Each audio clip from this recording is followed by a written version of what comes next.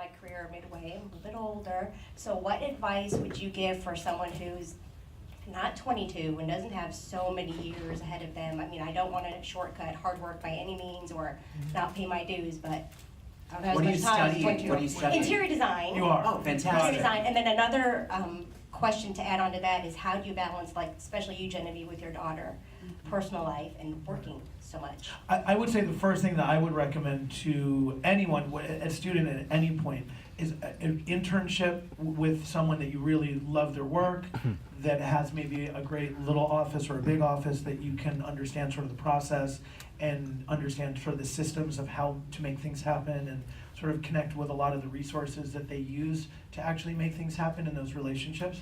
And I think that that's a really powerful, step in terms of the trajectory of your career. Taking what you're learning in theory and applying it to the actual real world.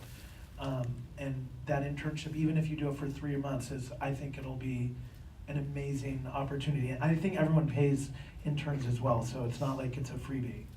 I think And you that, look and that really is young, SCAD's middle too. name is internships. And And you SCAD could- is all about Yeah. experiential learning, is putting what you're learning into practice. You could be like that girl in that show, Younger, where she says she's 10 years younger and you get like a hot young boyfriend, and I'll stop talking. I'm trying that right now, by the way. I'll be trying that this evening. Yeah, Do you have I'm any 27. I do it all the And a time. half? We're 28. I mean, for juggling, how old are your kids? 10 and 7. I have an 11-year-old. The mom guilt is real since the moment that they're born, but we should never be ashamed of making the most of ourselves or apologizing. I think it's a lesson that you're teaching your kids of how to be incredible. And they're gonna watch every single step of this. I know I did with my mom, who became a doctor at 50. It's never too late. If we say we're old now, then what is the other 75% of our life? Like, come on, I'm gonna be at least 120. Ancient. I am still. You're looking at it. But internship is really good. Do the internship, that's where you're gonna learn the most, especially with a more experienced brain.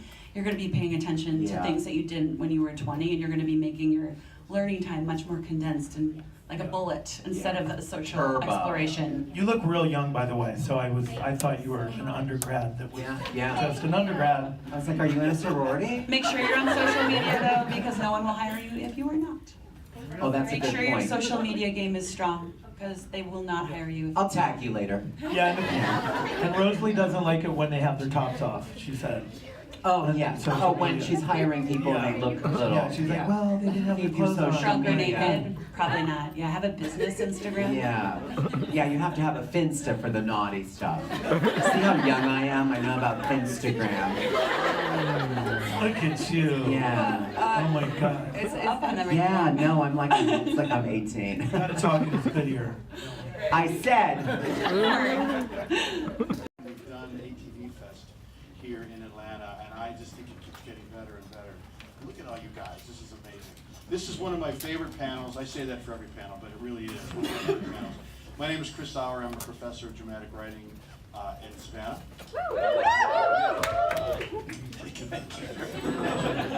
I paid him to do that.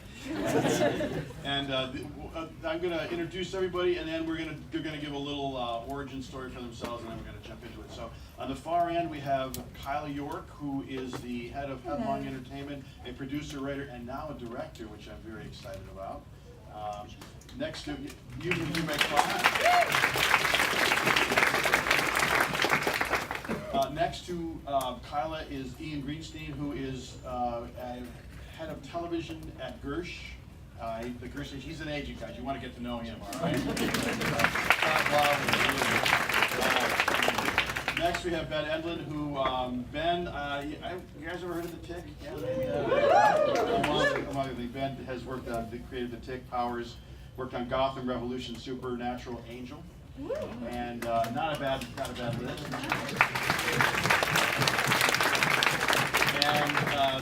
And last but not least is Jenny Klein. Jenny is on Jessica Jones, worked on Jessica Jones, Supernatural, The Tick, Cloak and Dagger, Sacred Lies, and The Witcher, which I know people are very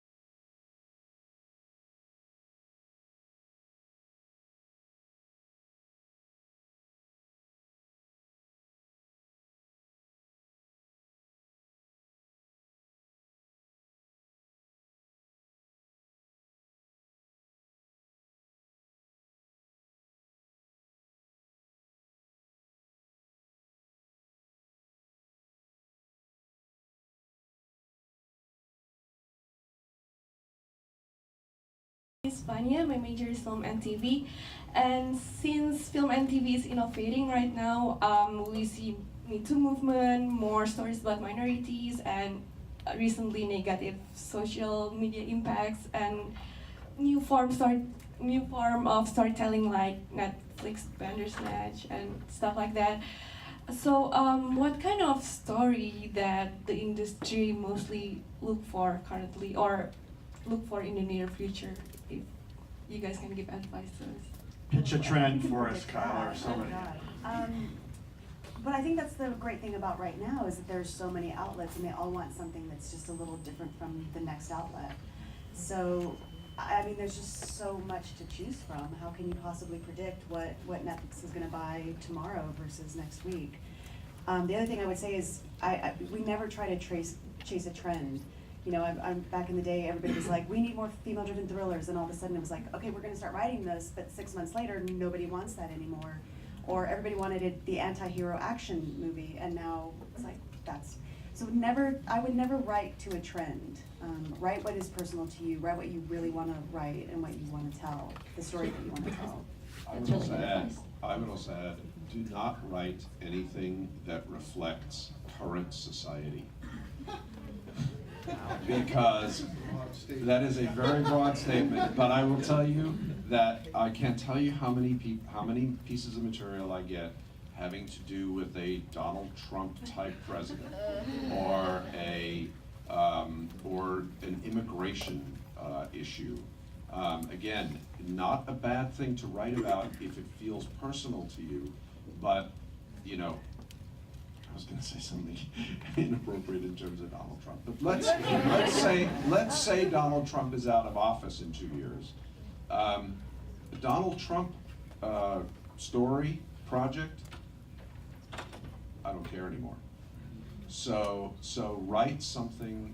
You know, don't try, to your point, don't try to write for what is current, because there is every probability that it will be unnecessary. It will be superfluous in a few years. One of the big, as an example, Murphy Brown, as an example, right? Murphy Brown, when it was on originally, was one of the biggest shows on television. It made almost no money. And the reason it made almost no money is because its reference points to the comedy were about what was going on right then. And so they couldn't rerun it, because no one cared about, I don't even know who was alive back then, but no one cared about those jokes. Dan Quayle. Thank you, Dan Quayle. No one cared. So you have a situation where a show that's made a huge amount of money in terms of being on the air for CBS made no money in syndication. So just You two were both anxious to jump in on that one, so let's very quickly. My rule of thumb for the recent period of television comes from a British show called The Detectorists, which is a show There's about. another show that we're not watching. This is like you don't know about this show because nobody does, but there's a show called The Detectorists, and it's about a small group. It's almost 100% conflict-free, and it's about a small group of metal detector enthusiasts in Britain who find nothing. And it's like 8 episodes of this thing going on, and so if that can go, then like a piece of where you come from can be as popular as anything else. Lots of room. Yeah, a lot of room to build off what Ian is saying. Bring pieces of you to this place, because we're dying for human authenticity. I don't know if you've ever been to LA. There's an element of it that needs to know what people are.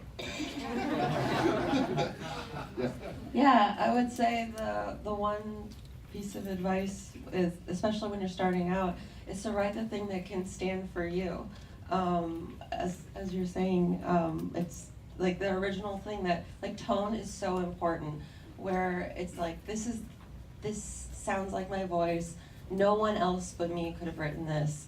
So it's not like it has to be an autobiography, but it's the way you capture humor, or the way you cut out of a scene that's unusual, find the surprising moments. and just really focus on making one original sample that can just stand for you without no one ever having met you before. Great.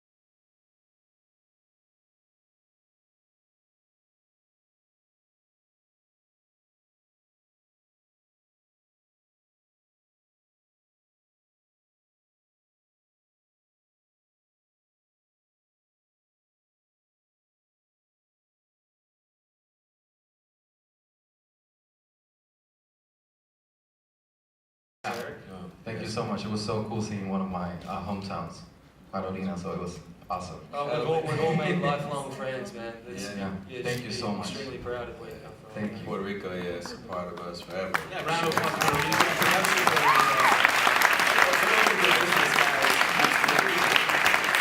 I should mention, I actually got engaged in Puerto Rico on my last day of filming.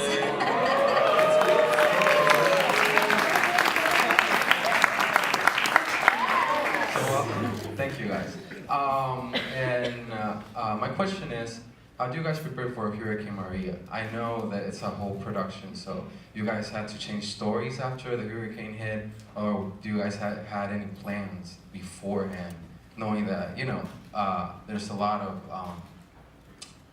I forgot the word about it. I'm so nervous, sorry. So yeah, it's a lot going on in a storm, so do you guys prepare for it? Yeah. No, you know, there was one that blew through earlier that missed the island by 20 miles, right? It went north. So when we came back, we hit the ground running, and then this one, Maria, was a tropical storm, and then it suddenly was a Cat 4. And we quickly evacuated. We had to do some rewriting. Obviously, when we returned, there were some sets that we couldn't use. There were places just without power. So Joe Halpin, who's like amazing, got into a room and started going through the scenes and looked where we could make cuts and where we could change things. And we didn't have a lot left to shoot, but we had enough that we had to quickly, change things. Great question, guys. Well, The Oath comes out February 21st on Crackle. Please tell your friends, watch the first season, keep looking through the programming here at SCAD, and thanks so much for being here, guys. Thanks for having us.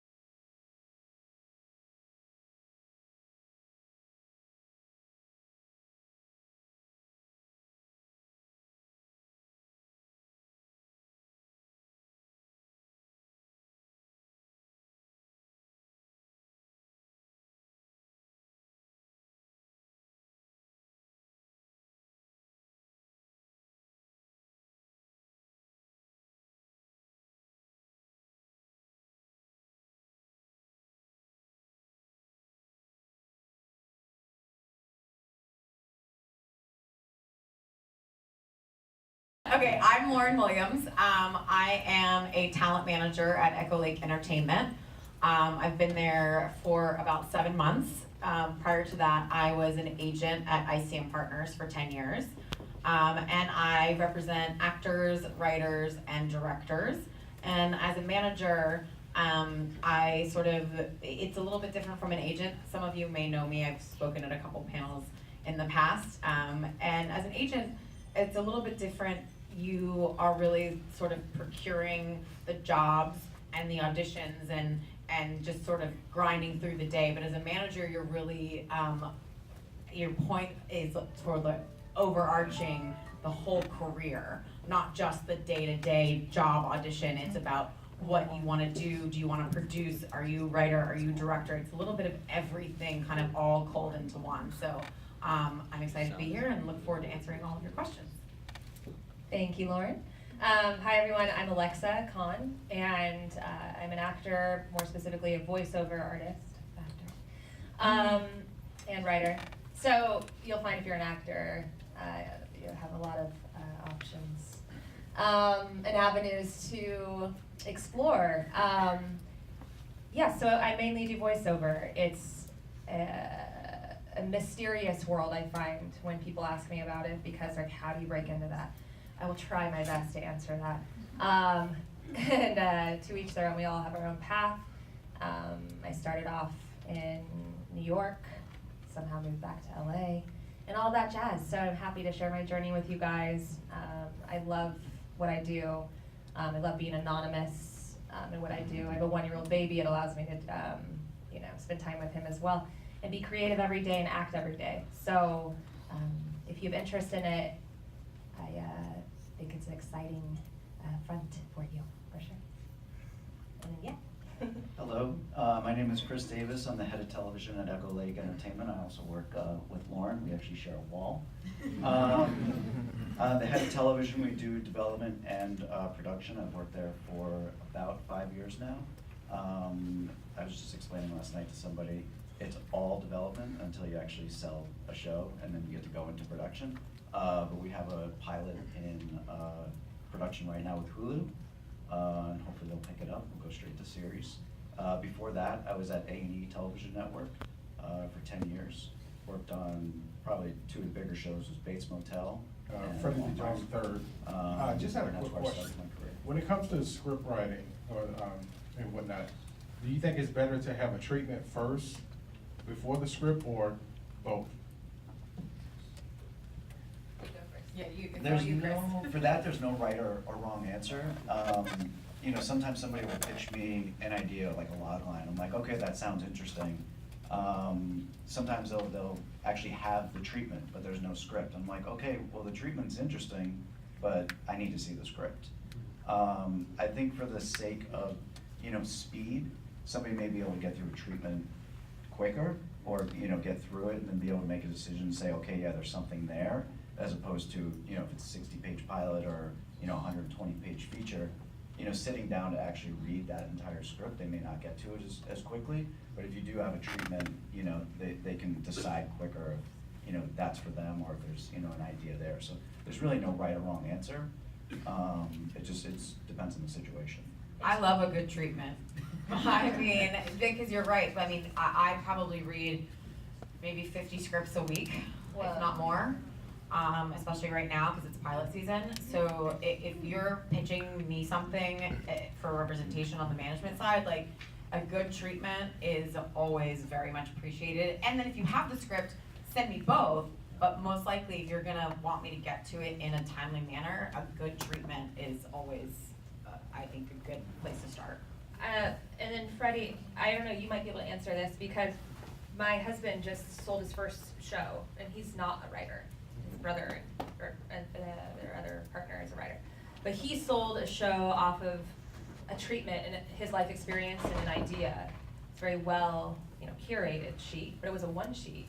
And that's how he just sold a show to Vice. And then I've written a cartoon, and then so I had like a log line, and then I had concept art, and then I wrote a treatment, and then I had someone be like, well, now we want to see a pilot.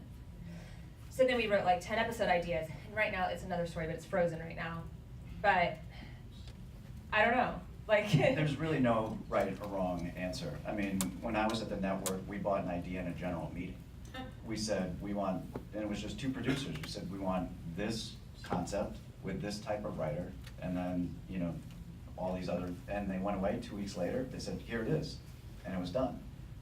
You can sell something just based on a log line. Yeah. You know, that there's really, it just depends on, It's you know. kind of the wild, wild west, It really honestly, is. with Yeah. all of the different platforms now.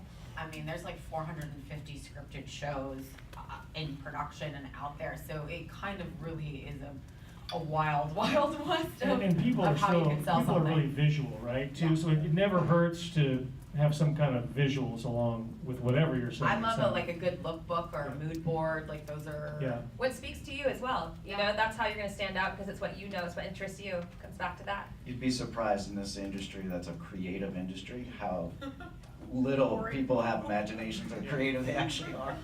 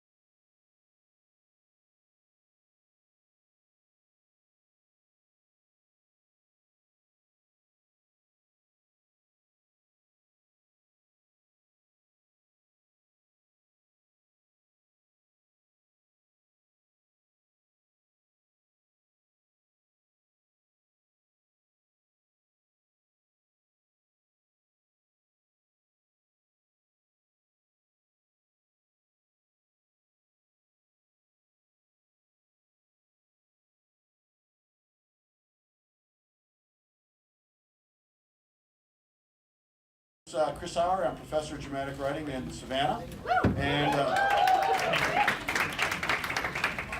I'm beloved. What can I say? That's not true. All right.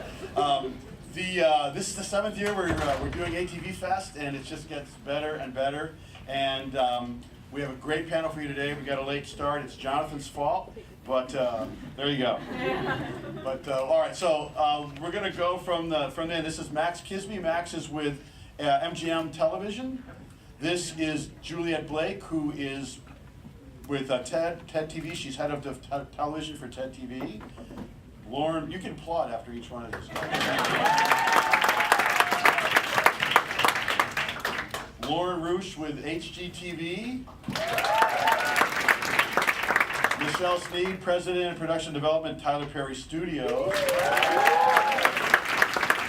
We're not applauding for Jonathan. He is Jonathan Sinclair. He's the EVP of Programming and Development at Home. And Jen Gerstenblatt, who is head of Current at Freeform. Welcome. My name is Jillian Abrams. I'm a junior dramatic writing major. So Jonathan just a moment ago talked about pitching and something that you said just hits it out of the park. What is something that you guys see that does that and that we should sort of strive to do, whereas something that maybe we should try to avoid or a common mistake you see with pitches? I'm going to add to what my MGM friend said with the passion part, because if you don't believe in it and you don't think it's a hit and you don't think it's a great show, that's a problem, because believe it or not, some people do get jaded if they've produced a lot of content over the years and then the lack of excitement is there.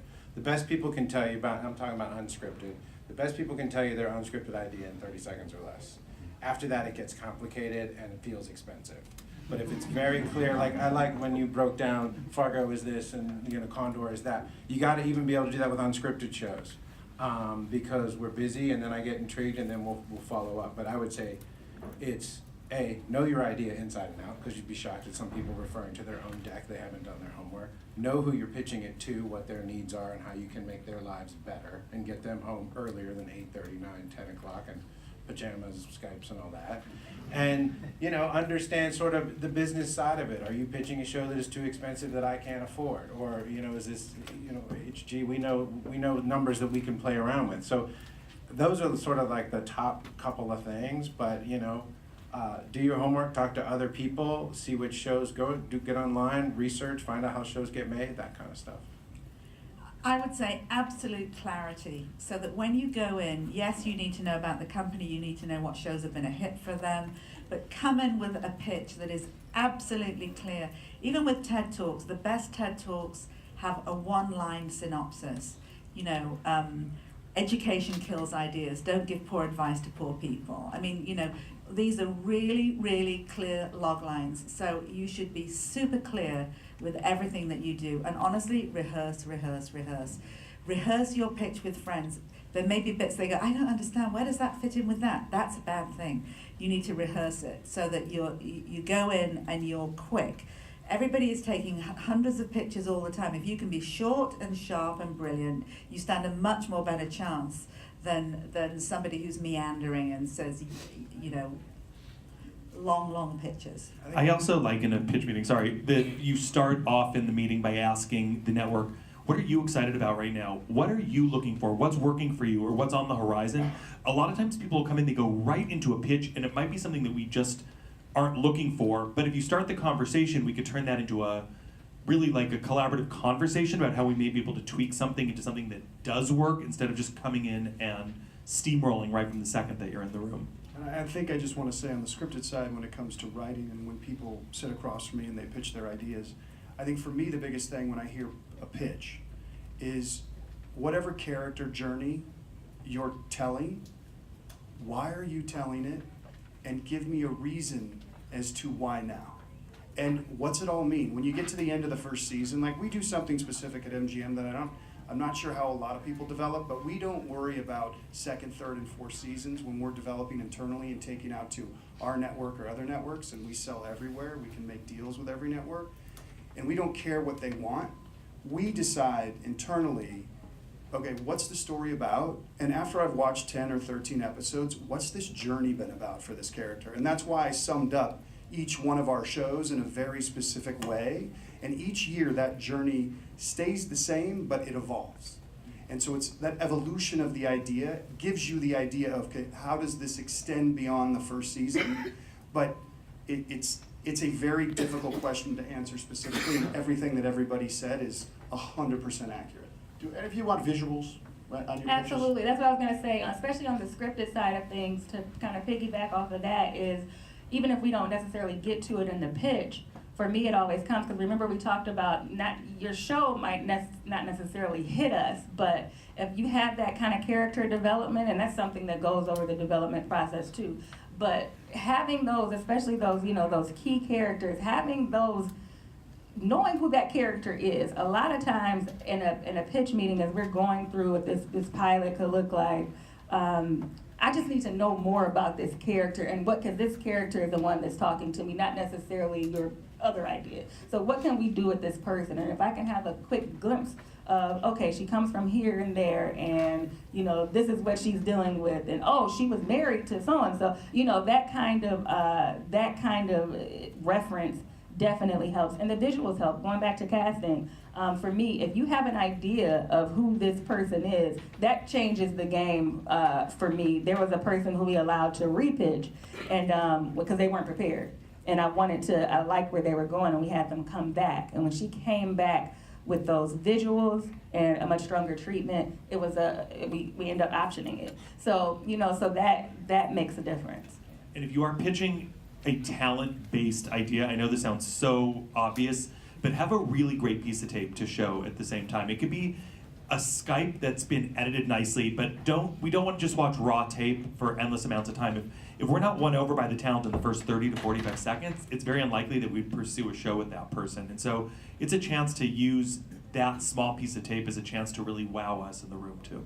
I think one more thing, I think it's important, this is what I always say when it comes to writing, character over canvas always wins.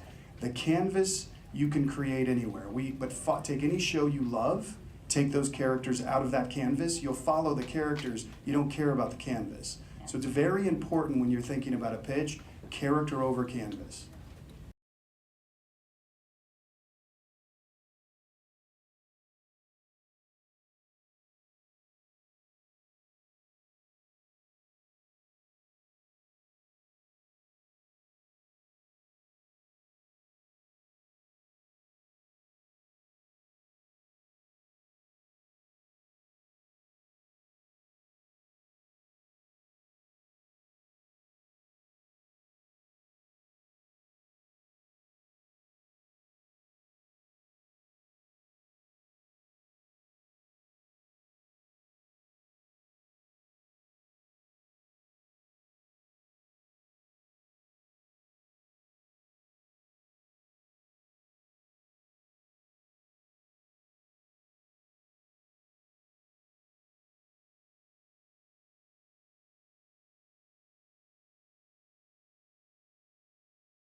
Emily Smith. I'm a graduate student in film here at SCAD.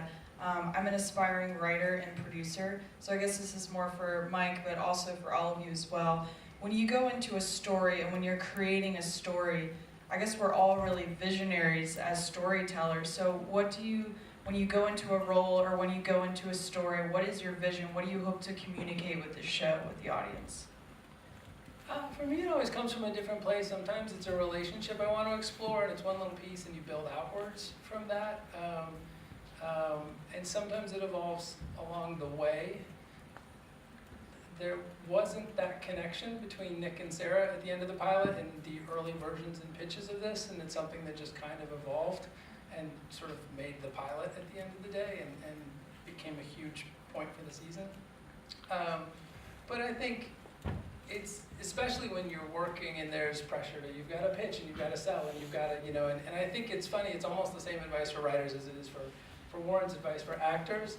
The worst thing you can do is say, well, I got to write a legal show even though I hate legal shows because that's what's going to sell and I've heard that's what ABC wants to buy, and you know, you end up a pro one, your heart's not really in it, 2, you're half terrified it's going to go and you're going to have to run it. But I think really writing something that just feels like it's the season in your life to write that story and you can write authentically to that, and then finding something that just feels inspiring to kind of, and it's easy to get overwhelmed, so I always build outwards a little bit. I find something that I'm comfortable with and excited about, and then I just start layering on top of that until it's bigger than I thought it could be.